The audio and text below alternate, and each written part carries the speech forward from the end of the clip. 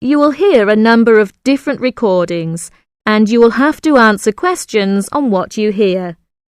There will be time for you to read the instructions and questions, and you will have a chance to check your work. All the recordings will be played once only. The test is in 4 sections. Write all your answers in the listening question booklet.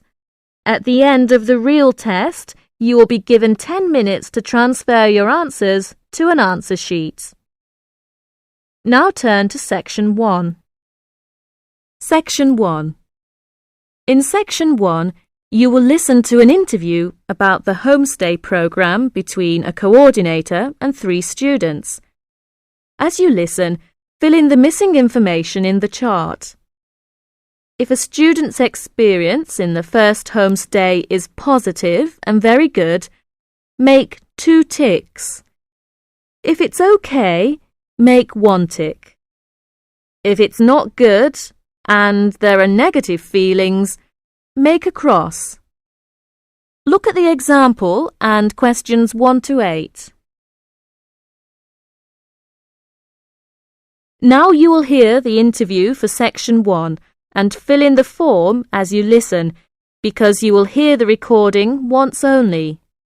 First, have another look at questions 1 to 8.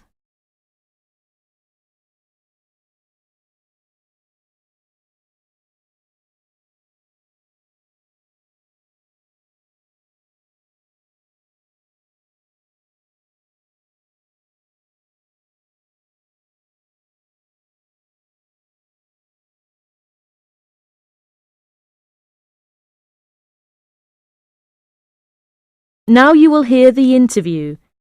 Listen carefully and fill in the form. Hi, Fumi. Come in. How are things? OK. Hi, Linda and Ali. How are you? Fine, thanks.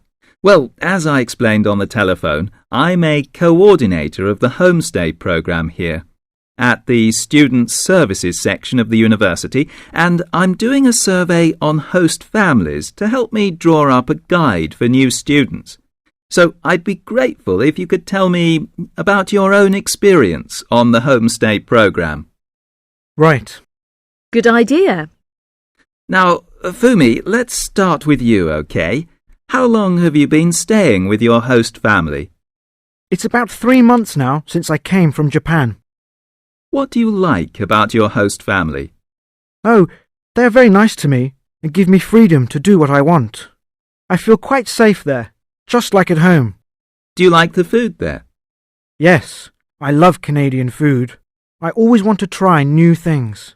It sounds good. Is your experience a positive one for the homestay program? Yes, I think this homestay program is very good, and it really provides an opportunity for cultural exchange between Canadians and international students. Thank you, Fumi. We'll come back to you in a minute. Linda, I'd like to ask you some questions. You have been here for about 1.5 years, is that right? Actually, it's about 2 years since I left Beijing in 2003. What do you think about the program? The homestay program? The program itself is quite good, but it really depends on the individual host family. My first host family was quite a nice family, especially the first 2 weeks. They took me to the bank, shopping center. It did many things for me, but I had a problem later. What was the problem? My biggest problem was the food. It was awful. They provided me with sandwiches for breakfast and lunch, and they liked to eat raw vegetables and not fully cooked meat for supper. I was not used to their food, and sometimes I felt sick. I had stomach problems for quite a long time. I see. I'm sorry to hear that.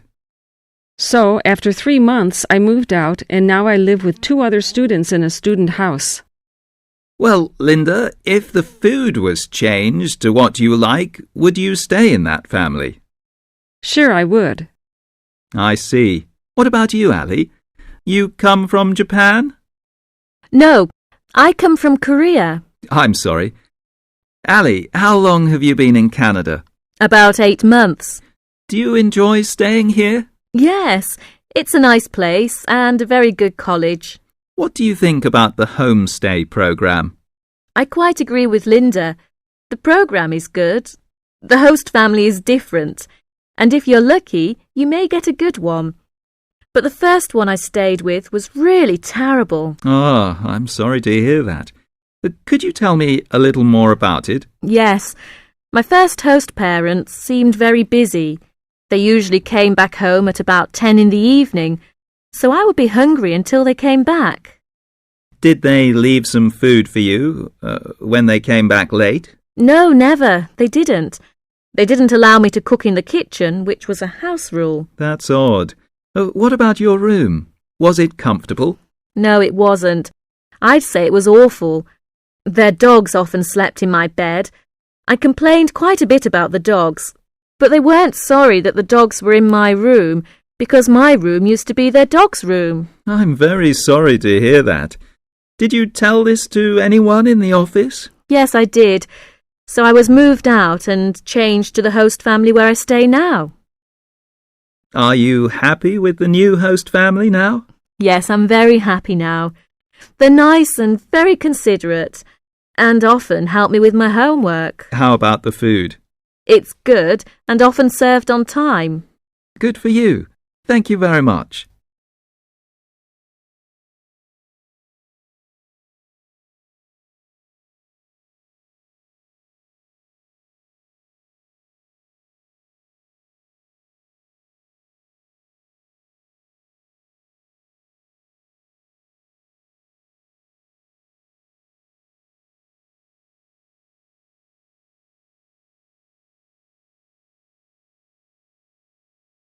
That's the end of section 1. You will have 30 seconds to check your answers.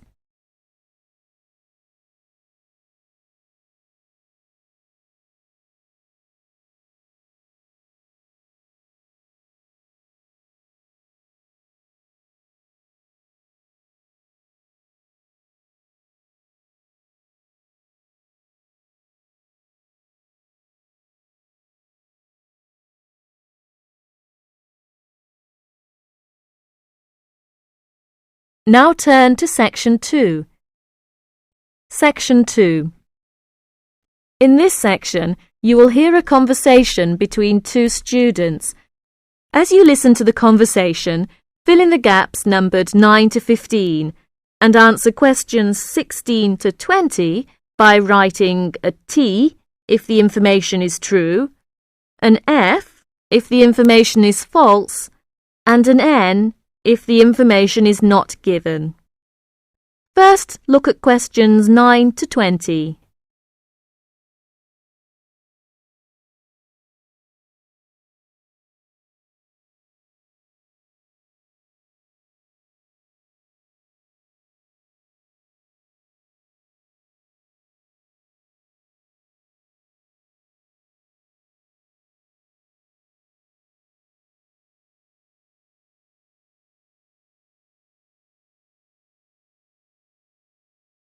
Now listen to the conversation and do questions 9 to 20. Hi, Marty. What did you think of the lecture? It was really good. I enjoyed it very much. By the way, how are you doing with your European Studies tutorial paper? Oh, good. I've just finished it, actually. I need to do something different tonight. What are you doing tonight? Would you like to go out with me? Oh, I'm sorry, I can't. I have to work late tonight. What for? Well, I have to finish my paper and prepare my presentation for tomorrow. Ah, I see. What's your presentation topic? Well, after some consideration, I decided to talk about Napoleon. Oh, that's an interesting topic. Napoleon is one of my favourite characters too. Have you got time for a cup of coffee? Can you tell me about it as a sort of practice? That would be great. Now, tell me about Napoleon. I know he used to be a French soldier, and very quickly he became Emperor of France. Do you know when he was born? Yes. He was born in 1769 on the island of Corsica, and when he was only 10 years old, his father sent him to a military school in France. Was he a brilliant student at school? No, he wasn't. but he excelled in mathematics and military science. And then, when he was 16 years old, he joined the French army. Oh, I didn't know he joined the army that young. His military career brought him fame, power and riches, but finally defeat. Napoleon became a general in the French army at the age of 24. Several years later, he became Emperor of the French Empire. Do you know when he became an emperor? Yes, on May the 18th, 1804, he became Emperor of France, and the coronation ceremony was held at Notre Dame on the 2nd of December. He was only 35 that year. He was really many things, but he was, first of all, a brilliant military leader. His soldiers were ready to die for him. Yes, he was really short, too. Of course, Napoleon had so many military victories, so his size wasn't an issue. You're right. At one time, he controlled most of Europe. Yes, but at that time many countries, including England, Russia and Austria, fought fiercely against Napoleon. Right. His defeat came when he decided to attack Russia. In this military campaign in Russia, he lost most of his army. Shortly after his defeat, his abdication followed at Waterloo. And then he tried to escape to America, but he failed. He finally surrendered to the British government, and then they exiled him to St. Helena Island. I know his last years were spent there with a few chosen comrades. Do you know how old he was when he died? He lived there until he died. He died in 1821 when he was only 51 years old. He died alone, deserted by his family and his friends. Well, that's a pretty sad way to end one's life. Well, Marty, I'm sure your presentation will be really good.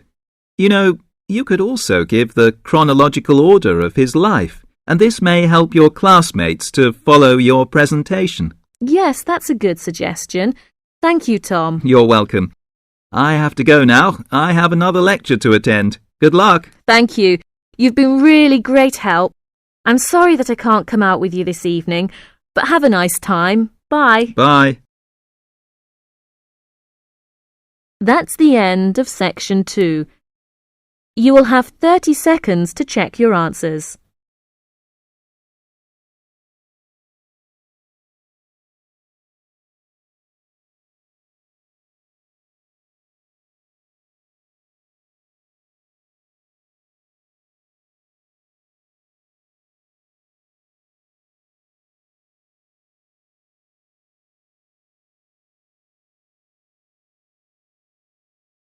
Now turn to section 3.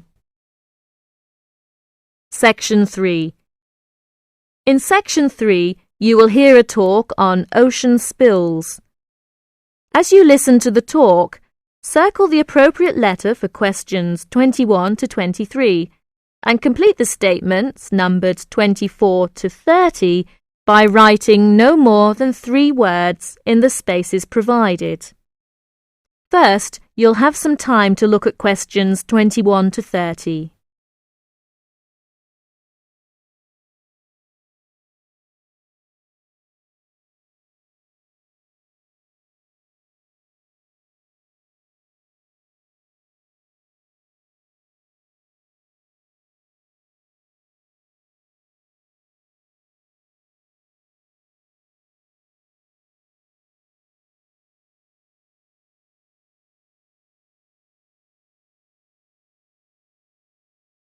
Now listen to the talk and do questions 21 to 30.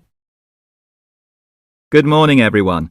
Today, I'll talk about unusual ocean spills that have occurred in the world's oceans.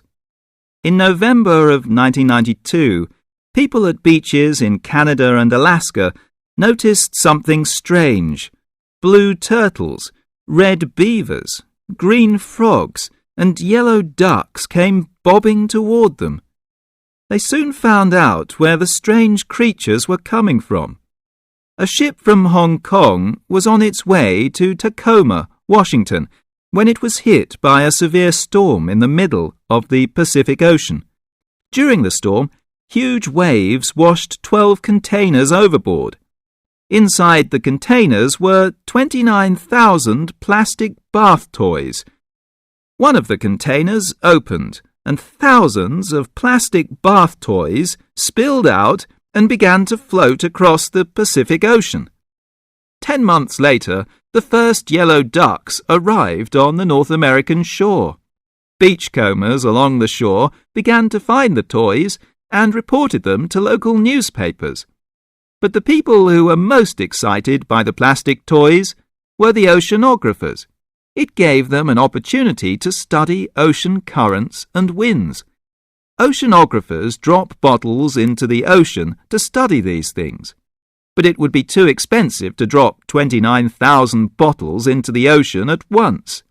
Imagine the value of studying the plastic ducks and frogs. This gave some interesting information to the oceanographers. The first toys were picked up in Sitka, Alaska, 10 months after they were washed off the ship. Some headed back into the North Pacific, while others drifted around the Arctic Ocean and headed for the North Atlantic. Many of the toys were swept northeast by the wind and were frozen in the ice of the Bering Sea. They're expected to cross the North Pole and float on down to the British Isles. This reminds me of another unusual ocean spill. In 1990, a ship travelling to the west coast of the United States from Korea was caught in a severe storm. The waves swept 21 containers of Nike shoes into the water. Scientists estimate that about 80,000 running, jogging and hiking shoes, 40,000 pairs of shoes, to you and me, hit the water at once. The shoes were for men, women and children. About 6 months later, people at beaches from Oregon to British Columbia began to find running shoes washed ashore. By the end of the year, Washington newspapers reported people finding hundreds of shoes. In Seattle, thousands of shoes floated to shore. Since the shoes were not attached, they arrived one at a time. The shoes were dirty, but after they were washed, they were still in good condition. People set up exchanges to find matches for their shoes. Oceanographers studied the information to learn more about the ocean. Some Nike shoes reached Hawaii, others went to the Philippines and Japan. According to the scientists, some of the shoes are on a trip around the world and should end up back in Washington and Oregon. Can you believe it? Many pairs of running shoes, as well as plastic ducks and frogs, are still on their ocean journey. So if you go to a beach anywhere in the world, don't be surprised if you see a green plastic frog or a woman's size 7 jogging shoe bobbing toward you. So keep your eyes out so you may find free bath toys and even a new pair of shoes. Thank you for attending my lecture. That is the end of section 3. You now have half a minute to check your answers.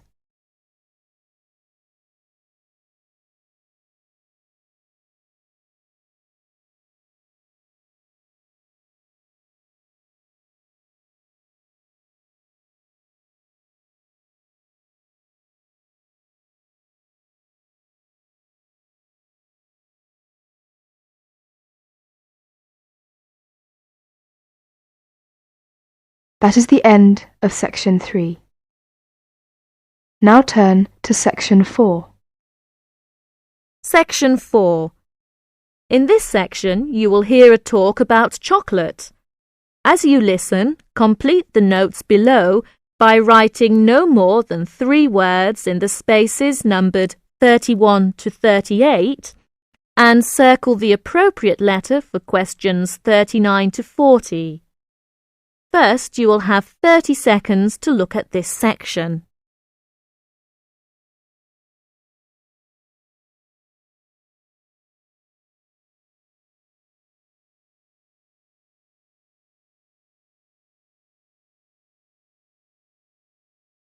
Now listen to the talk and do questions 31 to 40.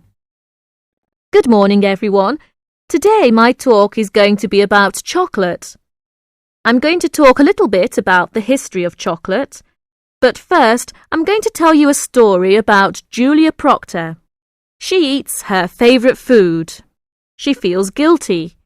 She knows that chocolate has a lot of fat and sugar, but Julia says she is addicted to chocolate, and once she starts eating it, she can't stop. Julia isn't the only one who is addicted to chocolate. It is a favourite food for people all over the world, and in a survey of 16 different countries, people preferred chocolate to ice cream, cakes and cookies. In the United States, chocolate is a $10 billion industry. For Valentine's Day, for example, people spend over $400 million on chocolate. The idea of eating chocolate didn't begin until the 19th century. Before that, people drank chocolate. The custom began in Central America, where the Aztecs drank bowls of chocolate to stay alert. When the liquid chocolate was brought to Spain in the 1500s, people thought it was medicine because it tasted bitter like other medicines. In fact, the people who made chocolate into drinks were either druggists or doctors. Then people discovered that mixing chocolate with sugar made a wonderful drink. King Ferdinand of Spain loved this drink so much that he put out an order. Anyone who talked about chocolate outside the court would be killed. So, for about 100 years, chocolate was a secret in Spain. But finally, people found out about chocolate, and it became a popular drink throughout Europe. In the 1800s, a British chocolate maker discovered a way to make chocolate smooth and velvety. Then the Swiss added milk to the chocolate. Today, most Americans prefer milk chocolate, while most Europeans prefer dark chocolate. Now research shows that chocolate is actually good for us because chocolate has a variety of vitamins and minerals, and it has more than 300 different chemicals. One chemical works on the part of the brain that feels pleasure. People who feel good when they eat chocolate are actually healthier because feeling pleasure is important for health and can protect against illness. Good chocolate doesn't have much fat or sugar. You can enjoy it if you eat a little at a time. So, thinking about Julia Proctor, who I mentioned at the beginning, if you just eat a little at a time, that isn't a big problem. That's the end of my talk on chocolate. That's the end of section 4. You will have 30 seconds to check your answers.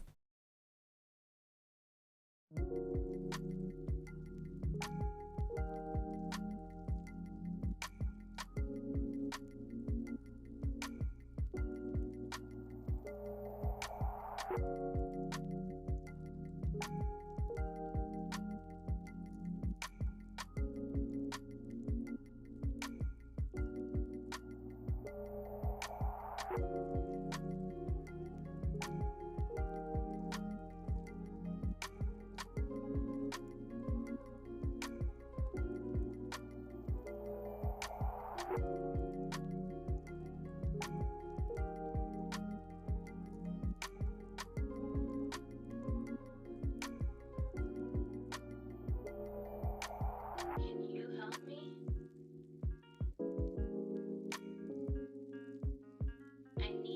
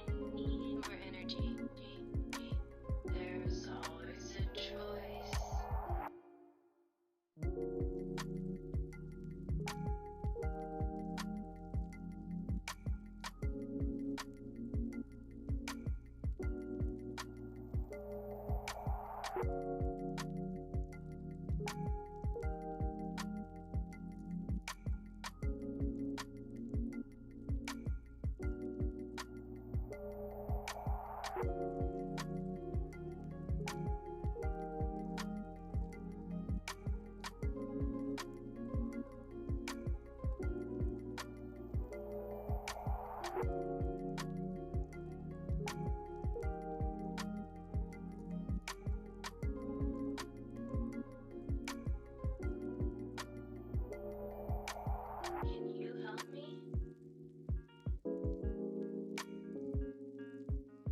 I need more energy. Can you help me? I need more energy. There's always a choice. Can you help me? Can you help me? I need more energy. There's always a choice. Can you help me? Can you help me?